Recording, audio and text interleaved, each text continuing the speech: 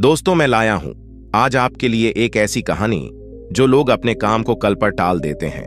वह लोग इस कहानी को एक बार अवश्य सुने। आज और कल का चक्कर हमें कहीं का नहीं छोड़ता। अभी बहुत समय है, कल कर लेंगे, इतनी भी क्या जल्दी है। कल पुनः कल करता मन वहीं खड़ा रहता है और हम फिर कल में अटक जाते हैं। कितने ही कल अपने जीवन के बिता देते हैं और हमारा कल कभी नहीं आता है। कोई भी काम कल पर मत छोड़ो। एक बार की बात है, एक बौद्ध शिष्य अपने गुरु का बहुत आदर सम्मान किया करता था।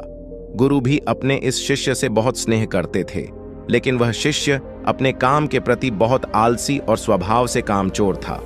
सदा अपने काम से दूर भागने की कोशिश करता तथा आज के काम को कल के लिए छोड़ दिया करता था।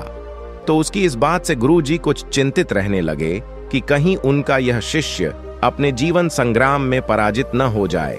आलस में व्यक्ति को गैर जिम्मेदार बनाने की पूरी ताकत होती है। ऐसा व्यक्ति बिना मेहनत के ही फल पाने की कामना करता है। वह शीघ्र निर्णय नहीं ले सकता और यदि ले भी लेता है तो उस काम को पूरा नहीं कर पाता। यहां तक कि वह अपने पर्यावरण के प्रति भी सजग नहीं रहता है और न भाग्य द्वारा प्रदत्त सुअवसरों का लाभ उठाने की कला में ही प्रवीण हो पाता है। उन्होंने मन ही मन अपने शिष्य के कल्याण के लिए एक योजना बनाई। एक दिन एक काले पत्थर का एक टुकड़ा उसके हाथ में देते हुए गुरुजी ने कहा, मैं तुम्हें यह जादुई पत्थर का टुकड़ा 2 दिन के लिए देकर कहीं दूसरे गांव जा रहा हूं। जिस भी लोहे की वस्तु को तुम इससे स्पर्श करोगे वह स्वर्ण में परिवर्तित हो जाएगी।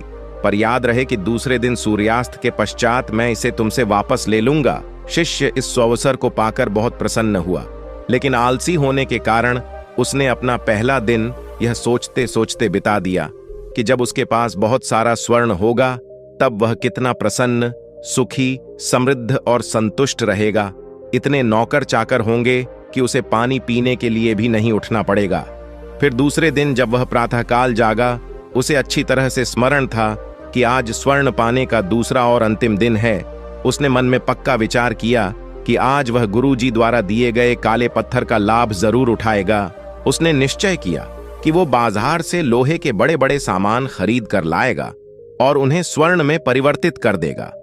दिन बीतता गया, पर वह इसी सोच में बैठा रहा कि अभी तो बहुत समय है, कभी भी बाजार जाकर सामान लेता आएगा। उसने सोचा कि अब तो दोपहर का भोजन करने के पश्चात ही सामान लेने निकलूंगा, परंतु भोजन करने के बाद उसे विश्राम करने की आदत थी और उसने बजाय उठ के मेहनत करने के थोड़ी देर आराम करना उचित समझा। पर आलस्य से परिपूर्ण उसका शरीर नींद की गहराइयों में खो गया और जब वो उठा तो सूर्यास्त होने को था। अब वह जल्दी जल्दी बाजार की तरफ भागने लगा, पर रास्ते में ही उसे गुरुजी मिल गए।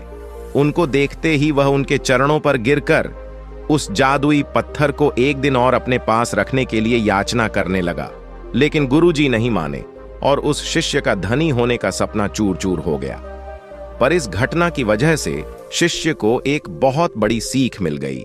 उसे अपने आलस्य पर पछतावा होने लगा। वह समझ गया कि आलस्य उसके जीवन के लिए अभिशाप है और उसने प्रण किया कि अब वो कभी भी काम से जी नहीं चुराएगा और एक कर्मठ, सजग और सक्रिय व्यक्ति बनकर दिखाएगा। दोस्तों, हमें इस कहानी से सीख मिलती है कि जीवन में हर किसी को एक से बढ़कर एक अवसर मिलते हैं, पर कई लोग इन्हें बस अपने आलस्य के कारण गंवा देते हैं। इसलिए मैं यही कहना चाहता हूं कि यदि आप सफल, सुखी, भाग्यशाली, धनी अथवा महान बनना चाहते हैं तो आलस्य और दीर्घ सूत्रता को त्याग कर अपने अंदर विवेक, कष्टसाध्य श्रम और सतत जागरूकता जैसे गुणों को विकसित कीजिए। और जब कभी आपके मन में किसी आवश्यक काम को टालने का विचार आए तो स्वयं से एक प्रश्न कीजिए, आज ही क्यों नहीं करना। और हमारे नमो बुद्धाय चैनल को सब्सक्राइब करें ताकि हम ऐसी ही कहानियों से आपके जीवन को नई सीख दे सके।